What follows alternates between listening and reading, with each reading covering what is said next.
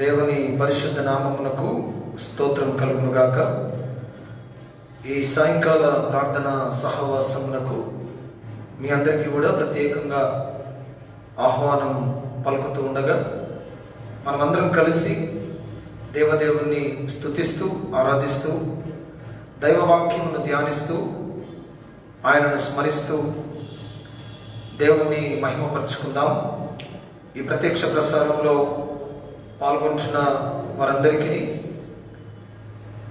ఈ సమయంలో దైవ సన్నిధిని అనుభవిస్తున్న వారందరికీ దేవుని నామంలో శుభములు తెలియచేస్తూ ఉన్నా.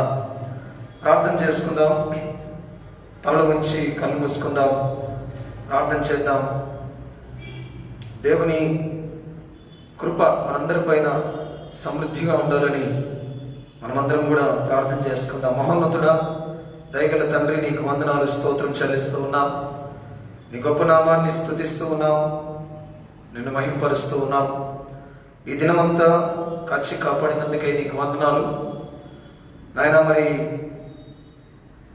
తమిళనాడు తీర ప్రాంతాల్లో, ఆంధ్ర తీర ప్రాంతాల్లో భయంకరమైన తుఫాన్ అలచడి రేగిన అనుభవంలో ప్రజలు ఉంటుండగా దాని యొక్క ప్రభావం మా ప్రాంతంలో కూడా కొంత వాతావరణం మరి చల్లబడి ఉంటూ ఉండగా మీరు మాతో ఉండి బలపరుస్తున్నందుకే నీకు వందనాలు. మీ సన్నిధి మాతో ఉంచుతున్నందుకే నీకు వందనాలు చెల్లిస్తూ ఉన్నాం. ఆ ప్రాంతంలోని తీర ప్రాంతాల్లోని ఆ ప్రజలందరికీ నీ కాపుదల మీరు ప్రసాదించాలని మేము వేడుకుంటున్నాం ప్రభువా. శీఘ్రమైనంత త్వరగా ఆ తుఫాను ప్రభావం తగ్గిపోవులాగున మీరు సహాయం చేయండి.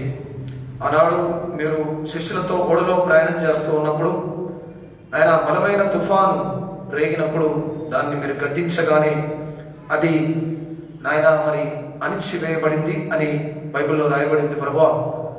నాయన దాన్ని మేము ఉటంకిస్తూ నీ నామాన్ని జ్ఞాపకం చేసుకుంటూ ఈ సమయంలో ప్రార్థన చేస్తున్నాం. ఈ సాయంకాలం హెర్మోన్ బాప్టిస్ట్ సంఘం ద్వారా జరుగుతున్న ఈ ప్రార్థన సహవాసంలో నాయన మరి ఈ ప్రత్యక్ష ప్రసార మాధ్యమం ద్వారా, ఫేస్బుక్ ద్వారా పాల్గొంటున్న వారందరికీ మీ దీవెనలు నిండుగా మెండుగా దయచేయాలని మేము కోరుతున్నాం. నీ నోటి కూరగా నన్ను వాడుకోండి నాయన. నీ నామంలో పాటలు పాడుతున్న బిడ్డల్ని మీరు దీవించండి.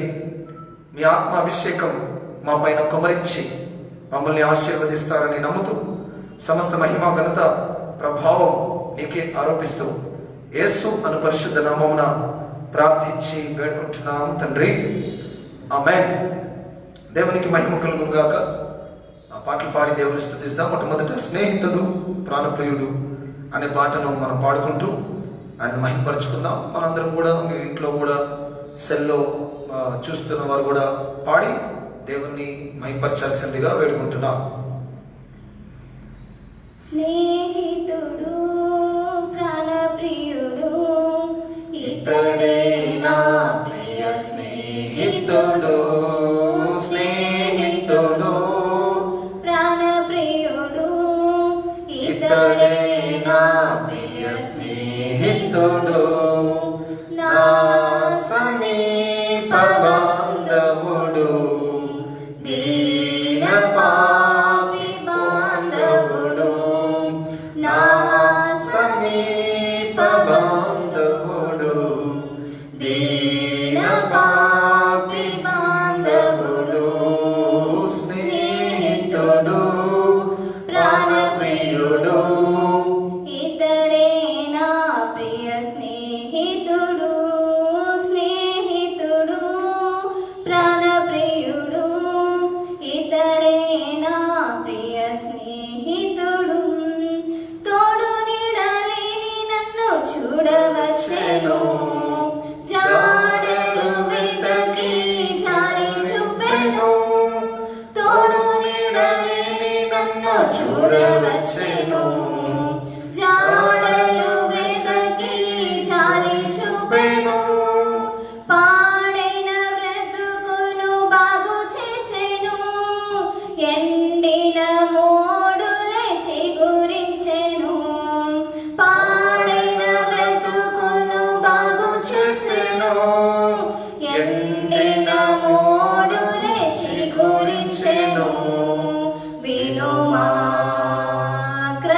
క్రైస్తవమా వినుమా, యువతరమా స్నేహితుడు ప్రాణప్రియుడు, ఇతడే నా ప్రియ స్నేహితుడు.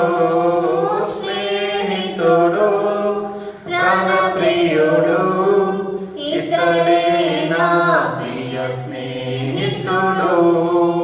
దాహము కోరినే దూరమైతిని, మరణపు మారా దాపురించెను.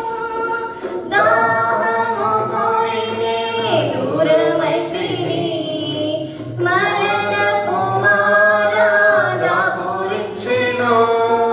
క్రీస్తే జీవం మధురమాయెను, క్షీరాద్రాక్షలు సేదదీర్చెను.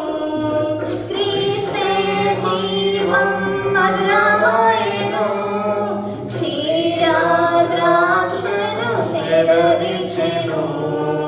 వినుమా క్రైస్తవమా వినుమా, యువతరమా స్నేహితుడు ప్రాణప్రియుడు, ఇతడే నా ప్రియ స్నేహితుడు.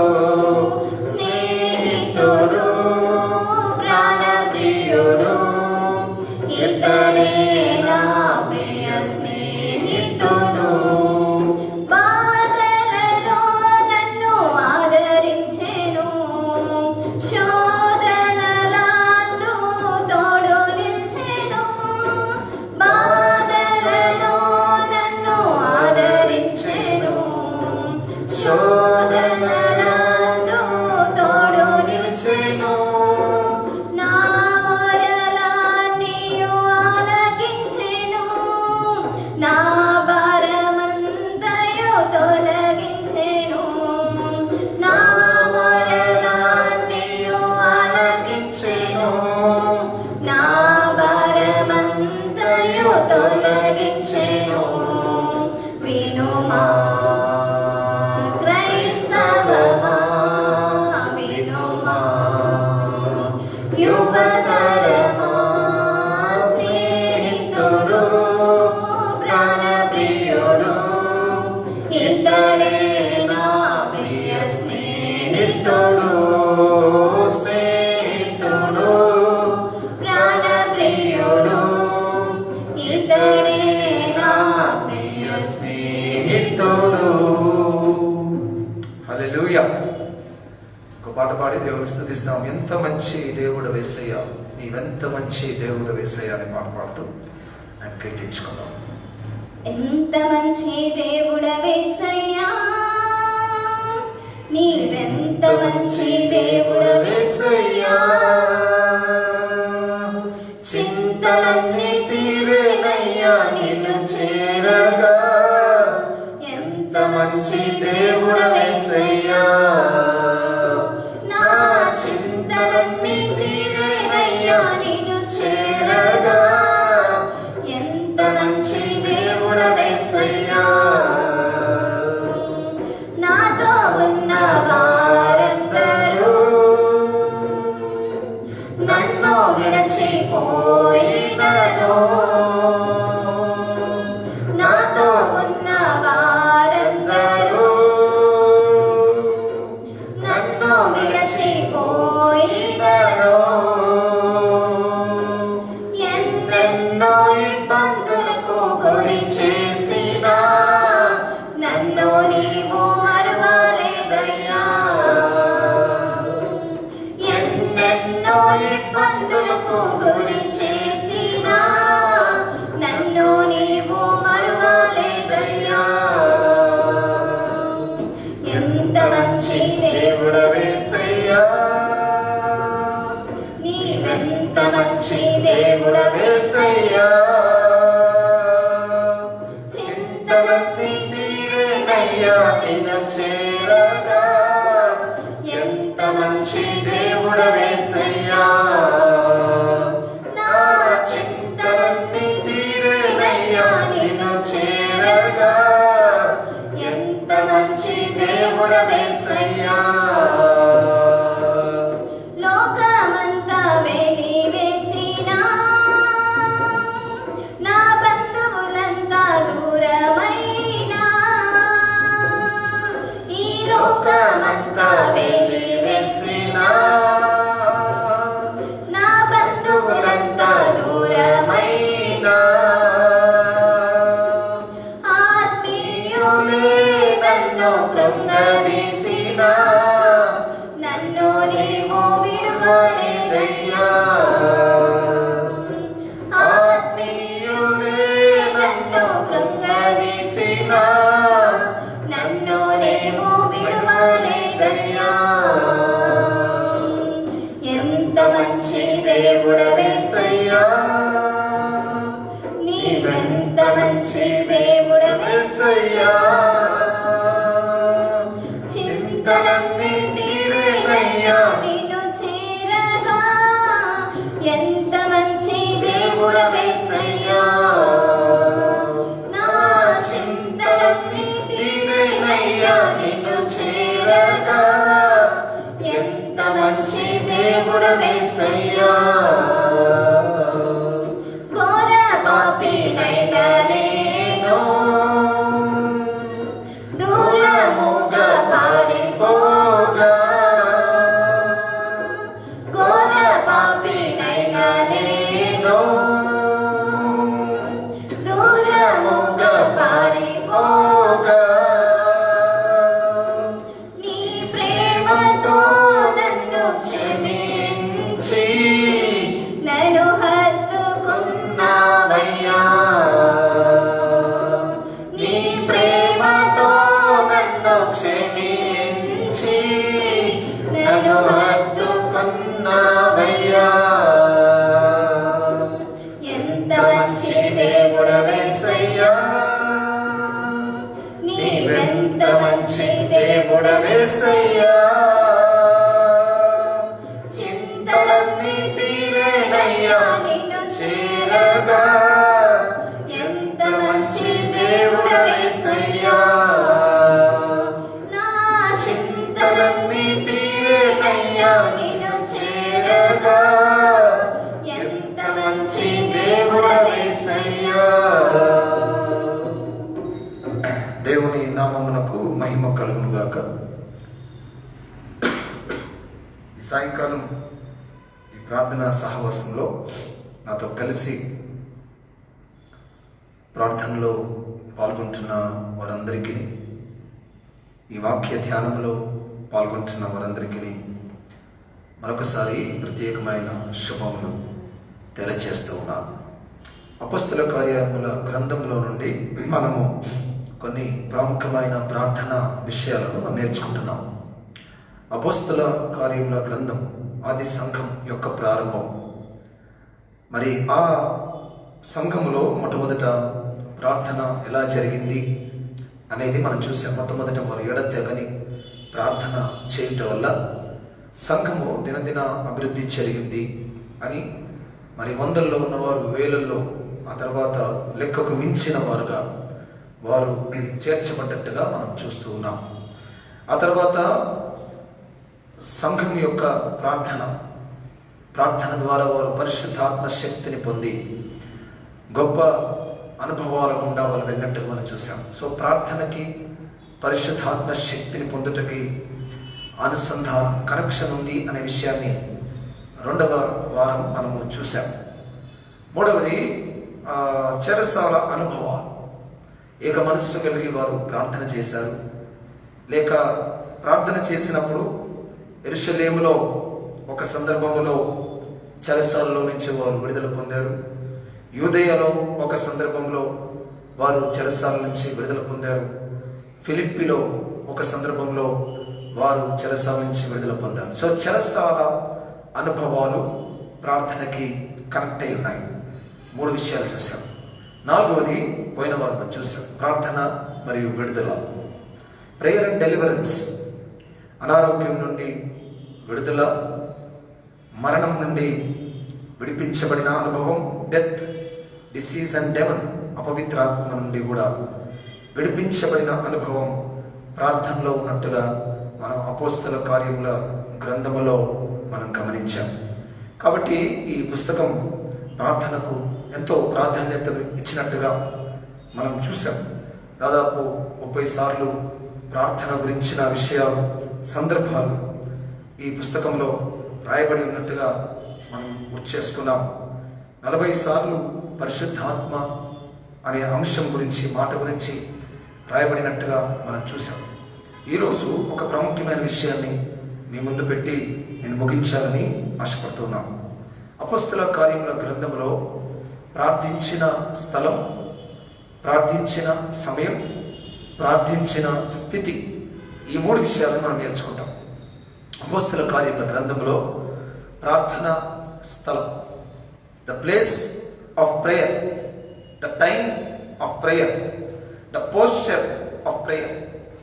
అపోస్తల కార్యముల గ్రంథంలో వారు ప్రార్థించిన సమయం గురించి ధ్యానం చేస్తాం, ప్రార్థించిన స్థలాల గురించి ధ్యానం చేస్తాం, ప్రార్థించిన స్థితి గురించి మనం ధ్యానం చేస్తాం. చాలా త్వరగా నేను గుర్తు చేస్తాను. మొట్టమొదట ప్రార్థన సమయం గురించి మనం ధ్యానం చేస్తే, ఆ 3వ అధ్యాయం 1వ వచనంలో పగలు 3 గంటలకు ప్రార్థనా కాలమున పేతురు యోహానును దేవాలయమునకు ఎక్కి వెళ్ళుచుండగా.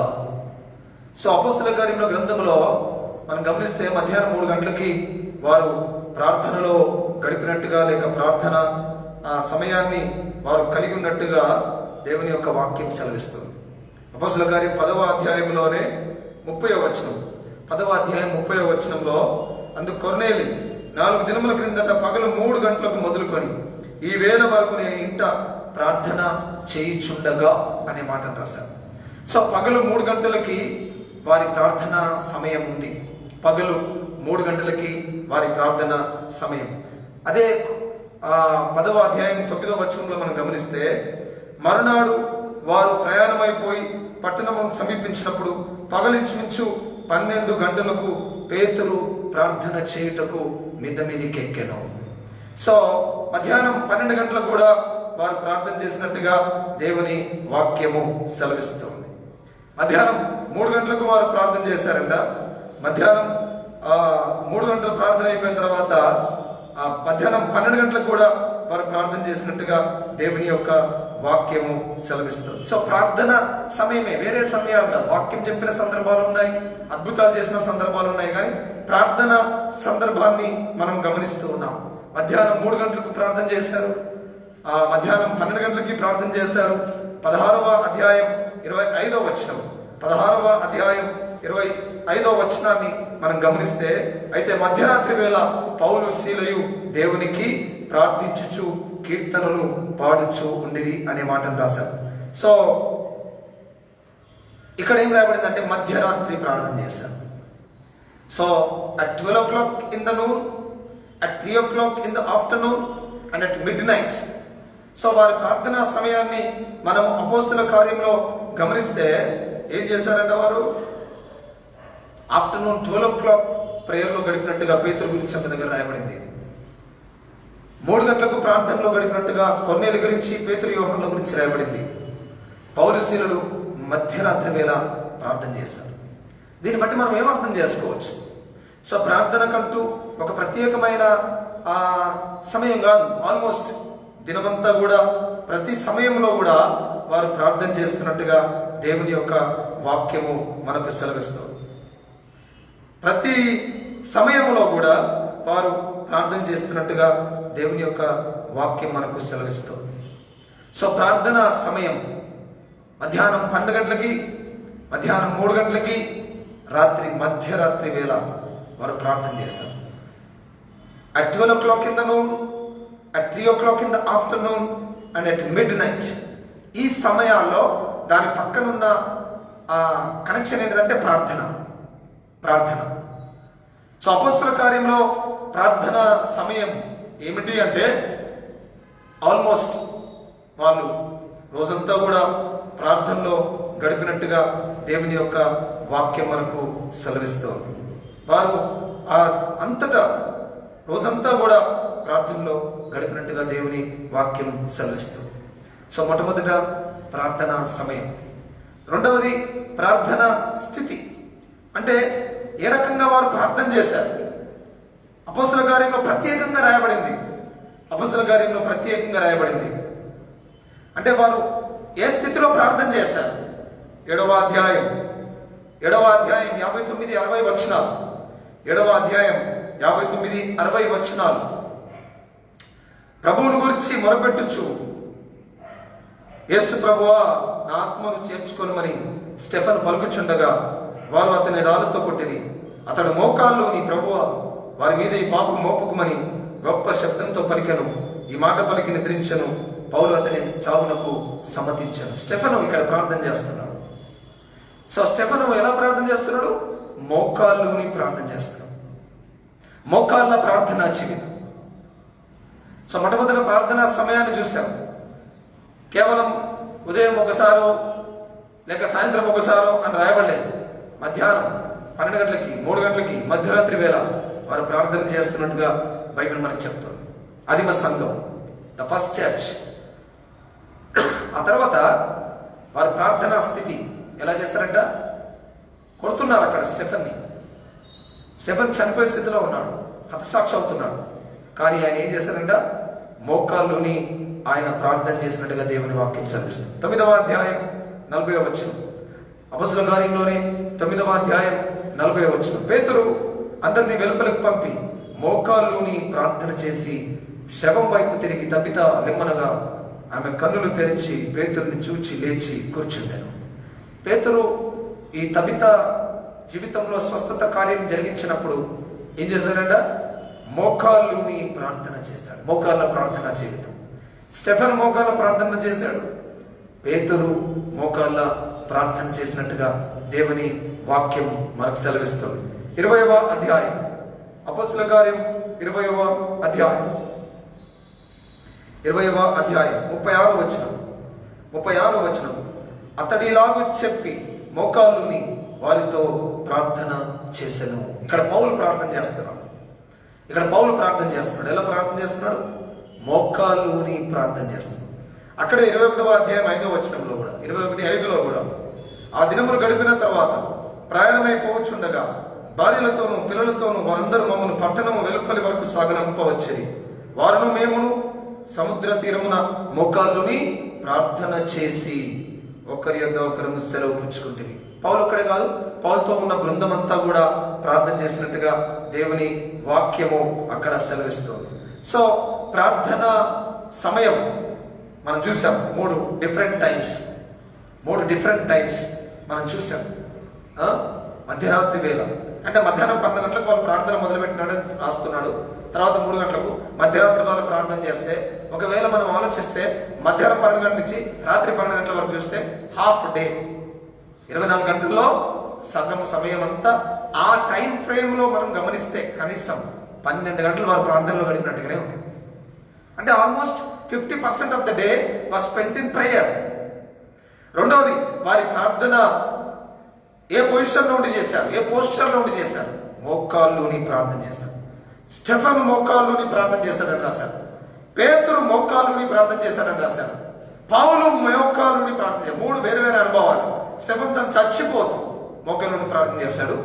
పేతురు ఇంకొకరిని బ్రతికించే సమయంలో మోకాళ్ళుని ప్రార్థన చేశాడు. పౌలు ఇంకొకరిని ఆత్మీయంగా బలపరిచే విషయంలో మోకాళ్ళుని వారితో కలిసి ప్రార్థన చేశాడు. సో మోకాళ్ళ ప్రార్థన జీవితం చూడొచ్చు మనం అపోస్తలుల కార్యంలో. సో మొట్టమొదట ఆల్మోస్ట్ దినంలో సగం సమయం ప్రార్థనకే గడిపారు.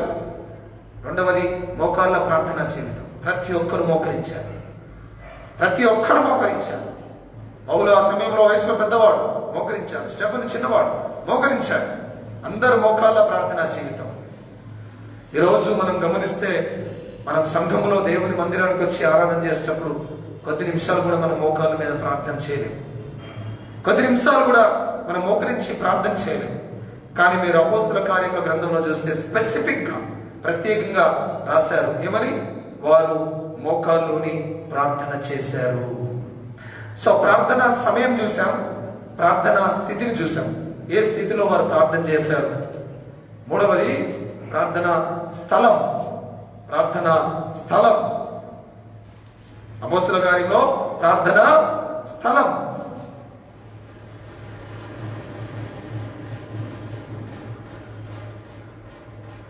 మూడవ అధ్యాయం 1వ వచనం. 3వ అధ్యాయం 1వ వచనం. పగలు 3 గంటలకు ప్రార్థన కాలమున పేతురు యోహాను దేవాలయమునకు ఎక్కి వెళ్ళుచుండగా. ఎక్కడ ప్రార్థన ప్రారంభమైంది? దేవాలయములో ప్రార్థన. They used to pray in the temple. దేవాలయములో ప్రార్థన. 1వ అధ్యాయం 13వ వచనం. వారు పట్టణంలో ప్రవేశించి తాము బస చేయుచుండున్న మేడ గదిలోకి ఎక్కిపోయి వారెవరనగా పేతురు యోహాను అని చెప్పాడు. 14వ వచనం. వీరందరూ వీరితో కూడిన కొందరు స్త్రీలు యేసు తల్లి అయిన మరియు ఆయన సహోదరుడు ఏక మనసుతో ఎడతెగక ప్రార్థన చేయించుంటారు. ఎక్కడ చేస్తున్నారు ప్రార్థన? మేడ గది అంటే పై పోర్షన్ లో చేస్తున్నారు. అంటే చెప్పాలంటే గృహంలో చేస్తున్నారు, ఇంట్లో ప్రార్థన చేస్తున్నారు. మేడ గది ఎందుకంటే కింద డిస్టర్బెన్స్ ఉంటుంది, పైన డిస్టర్బెన్స్ ఉండదనే ఉద్దేశంతో పైకి వెళ్ళి వాళ్ళు ప్రార్థన చేస్తారు. దేవాలయంలో ప్రార్థన చేశారు, అంతమటికి కాకుండా గృహంలో కూడా వారు ప్రార్థన చేశారు. గృహంలో కూడా వారు ప్రార్థన చేసినట్టుగా దేవుని యొక్క వాక్యము సెలవిస్తుంది. 9వ అధ్యాయం 11వ వచనం. 9వ అధ్యాయం 11వ వచనం. అతడు ప్రభువా ఇదిగో నేనున్నాను. అందుకు ప్రభువు నీవు లేచి తిన్నది అనబడిన వీధికి వెళ్ళి యూదా అను వారి ఇంట తార్సువాడైన సౌలు అను వాని కొరకు విచారించు. ఇదిగో అతడు ప్రార్థన చేయించున్నాడు. ఎక్కడ ప్రార్థన చేస్తున్నాడు? తార్సువాడైన సౌలు యూదా అను వాని ఇంట.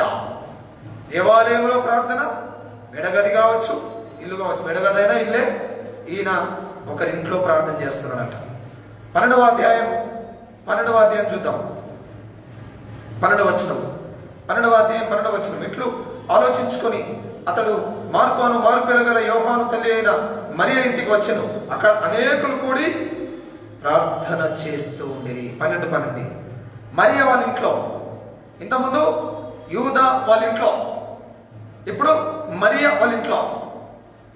So church was a place of prayer. వాళ్ళకి దేవాలయం ప్రార్థించడానికి స్థలము. రెండవది గృహము కూడా. మరియ వాళ్ళ ఇల్లు, యూదా వాళ్ళ ఇల్లు. ఈ రకంగా మనం ఆలోచించుకుంటూ పోతే వారు ప్రార్థన చేస్తున్నట్టుగా దేవుని వాక్యం సెలవిస్తుంది. 10వ అధ్యాయం 9వ వచనం. 10వ అధ్యాయం 9వ వచనం. 9వ వచనం. మర్నాడు వారు ప్రయాణమై పట్టణంలోకి సమీపించినప్పుడు పగలించుమించు 12 గంటలకు పేతురు ప్రార్థన చేయుటకు మిద్దె మీదికి ఎక్కాను. మిద్దె మీదికి ఎక్కాను. హౌస్ టాప్, ఇంటి పైకి వెళ్ళి ప్రార్థన చేస్తున్నాడట. అంటే గృహం, ఇంటి లోపల కావచ్చు, పై గదిలో కావచ్చు, లేక ఇంటి పైన కావచ్చు. So every house was a place of prayer. Temple was a place of prayer. Every house was a place of prayer. ప్రతి ఇల్లు కూడా ప్రార్థన స్థలంగా దేవుడు వాక్యములో సెలవిస్తూ ఉన్నాడు. ప్రియమైన దేవుని బిడ్డలారా, ప్రభు మనకు జ్ఞాపకం చేస్తూ ఉన్నాడు. వారు ప్రార్థన చేశారంట. ఇంతకుముందు మనం చదివిన లేఖన భాగం 21వ అధ్యాయం 5వ వచనం. 21:5. ఆ దినములు గడిపిన తర్వాత ప్రయాణమైపోవచ్చుండగా భార్యలతోనూ పిల్లలతోనూ వారందరూ మమ్మల్ని పట్టణం వెలుపలి వరకు సాగరంపించింది. వారును మేమును సముద్ర తీరమున మోకాళ్ళుని ప్రార్థన చేశారు. సముద్ర తీరమున వారు ప్రార్థన చేశారు. 16వ అధ్యాయం 25వ వచనం. 16వ అధ్యాయం 25వ వచనం లేక 23వ వచనం నుంచి చూస్తే వారు చాలా దెబ్బలు కొట్టి వారిని చెరసాలలో వేసి భద్రంగా కనిపెట్టవాలని చెరసాల నాయకునికి ఆజ్ఞాపించారు. అతడు అట్టి ఆజ్ఞను పొంది వారిని లోపలి చెరసాల్లోకి త్రోసి వారి కాళ్లకు వండవేసి బిగించాను. అయితే మధ్యరాత్రి వేళ పౌలును శీలయు దేవునికి కీర్తనలు పాడుచుంటారు. ఎక్కడ ప్రార్థన చేస్తున్నారు పౌలు శీల? చెరసాలలో ప్రార్థన చేస్తున్నారు. They prayed in prison.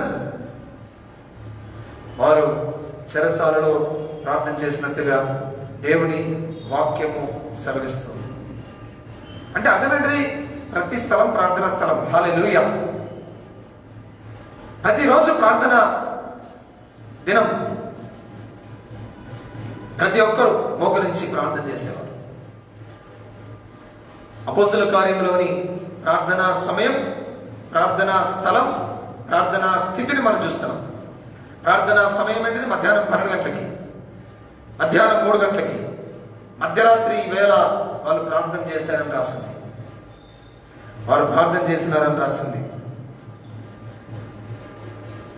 అంత మటుకే కాకుండా ప్రార్థన స్థితి, స్టెఫెను మోకాళ్ళ మీద ఉండి ప్రార్థన చేశాడు, పౌలు మోకాళ్ళ మీద ఉండి ప్రార్థన చేశాడు, పేతురు మోకాళ్ళ మీద ఉండి ప్రార్థన చేశాడు.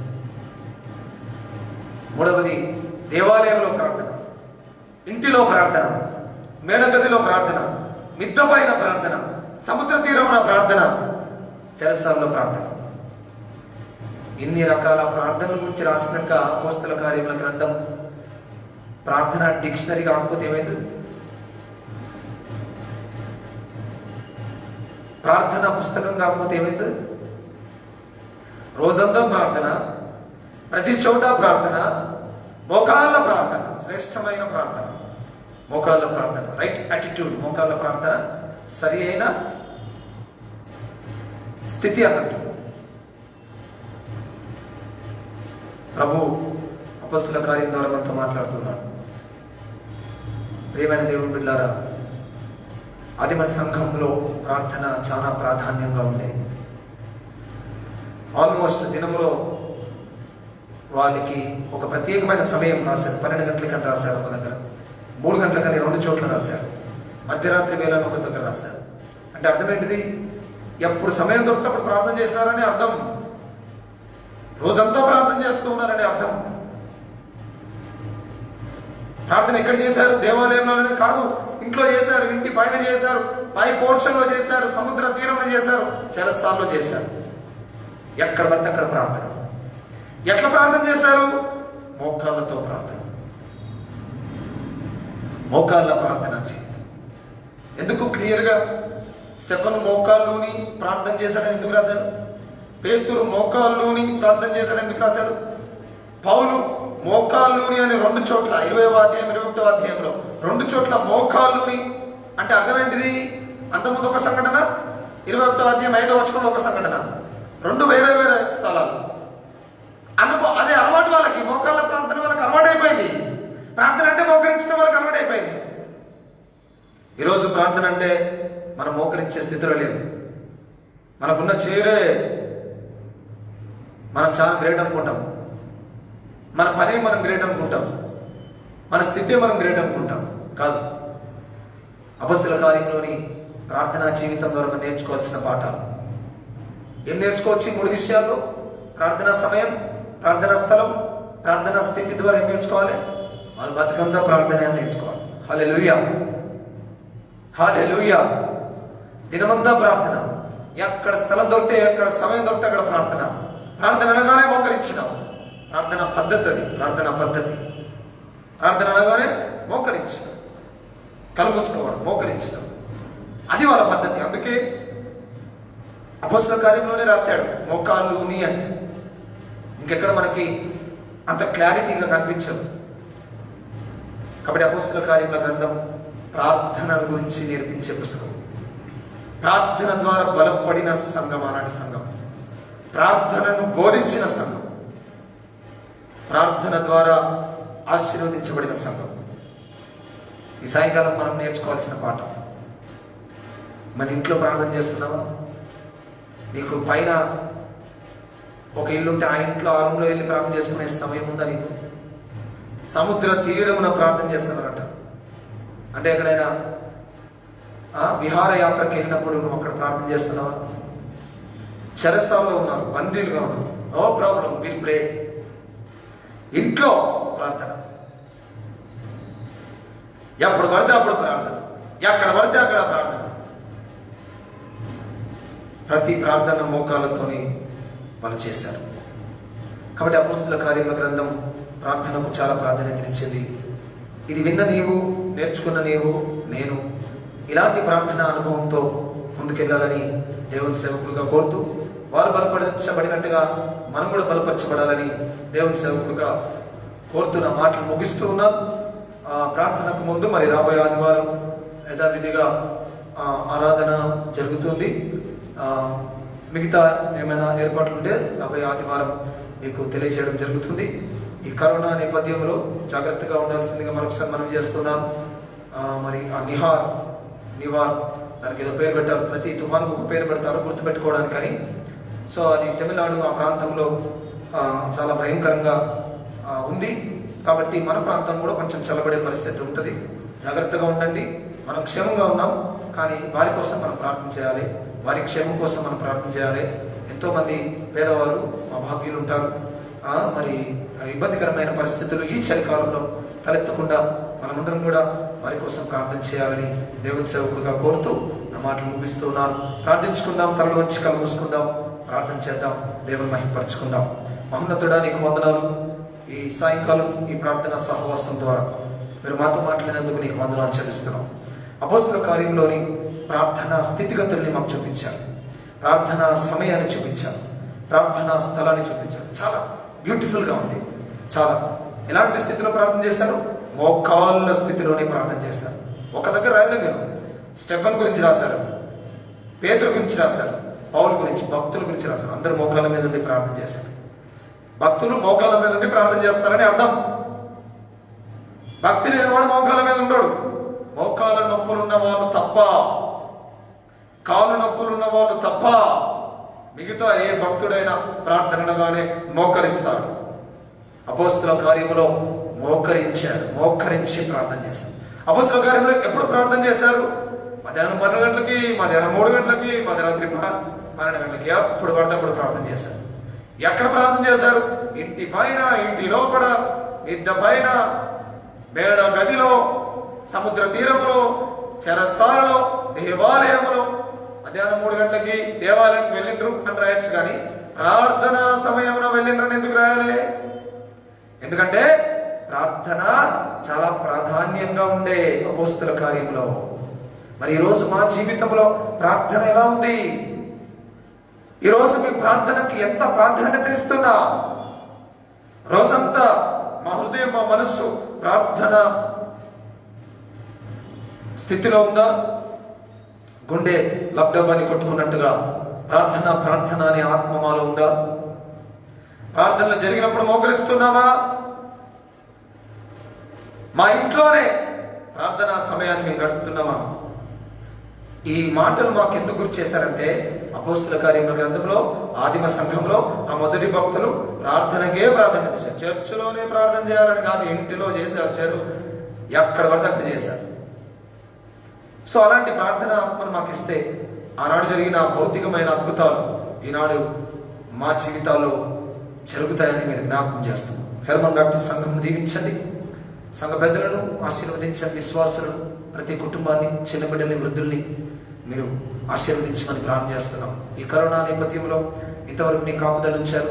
ఇక ముందు కూడా నీ కృప మాకు దయచేసి ప్రతి కీడు నుంచి తప్పించమని ప్రార్థన చేస్తున్నాం. వాతావరణ మార్పుల వల్ల జలుబు, జ్వరం, దగ్గులతో బాధపడుతున్న వారికి నీ కృప దయచేయండి. ఆ తుఫాను, భయంకరమైన ఒక తుఫాను మరి తమిళనాడు, ఆంధ్ర బార్డర్లో మరి ఆ తీవ్రమైన స్థితిలో ఉండగా దాని తీవ్రతను తగ్గించి పరిస్థితిని అల్లకల్లోలం కాకుండా మీరు కాపాడాలని, పేదవారందరినీ కాపాడండి. ప్రభుత్వ యంత్రాంగం అంతటిని, ప్రభుత్వ అధికారులందరినీ మీరు జ్ఞాపకం చేసుకోవాలని మేము ప్రత్యేకంగా ప్రార్థన చేస్తున్నాం. అయినా మరి డిసెంబర్ 1వ తారీఖున హైదరాబాద్లో జరిగే ఎలక్షన్స్ కొరకు మేము ప్రార్థన చేస్తున్నాం. సవ్యంగా, క్షేమంగా జరగడానికి మీరు సహాయం చేయమని ప్రార్థన చేస్తున్నాం. దేశ భద్రతను చూస్తున్న వారిని, దేశ మరి పరిపాలన చేస్తున్న వారందరి కొరకు మేము ప్రార్థన చేస్తున్నాం. రాష్ట్ర ముఖ్యమంత్రి కొరకు, అధికారుల కొరకు మేము ప్రార్థన చేస్తున్నాం. దీవించండి, ఆశీర్వదించమని మీ కృపలో ఎత్తుపట్టుకోమని ప్రార్థన చేస్తున్నాం. మా తప్పులు ఎంచక మమ్మల్ని క్షమించి మీ రక్తంలో మమ్మల్ని కడిగి పవిత్రపరిచి మమ్మల్ని ఆశీర్వదించి ముందు కొనసాగిస్తారని నమ్ముతూ, నాయన మేము క్రిస్మస్ మాసంలో అడుగు పెడుతుండగా మీ కృపలో మమ్మల్ని ఎత్తుపట్టుకుంటారని నమ్ముతూ యేసు నామమున ప్రార్థించి వేడుకుంటున్నాం తండ్రి, ఆమేన్. పరలోకమందున్న మా తండ్రి, మీ నామం పరిశుద్ధపరచబడును గాక, మీ రాజ్యం మాకు వచ్చును గాక, మీ చిత్తం పరలోకమందు ఎలాగో అలాగే భూమి మీద నెరవేరును గాక. మాకు కావలసిన అనుదిన ఆహారం నేడు మాకు దయచేయము, మరణస్థం మేము క్షమించిన ప్రకారం మరణంలో క్షమించము, మమ్మల్ని శోధంలోనికి తేక కీడి నుంచి తప్పించము. ఎందుకంటే రాజ్యం, బలము, మహిమ నిరంతరము నీవే ఉన్నాయి తండ్రి, ఆమేన్. మన పరమ తండ్రి అయిన దేవుని యొక్క ప్రేమ, ఆయన ప్రియకుమారుడైన యేసు క్రీస్తుల వారి యొక్క కృప, పరిశుద్ధాత్మ దేవుని యొక్క అన్యోన్య సహవాసం, సమాధానం మనకందరికీ, సకల పరిశుద్ధులకు, సంఘమంతటికి ఇప్పుడును ఎల్లప్పుడు సదాకాలం తోడైండును కాక. ఆమేన్. God bless you. దేవుడు మిమ్మల్ని దీవించును గాక.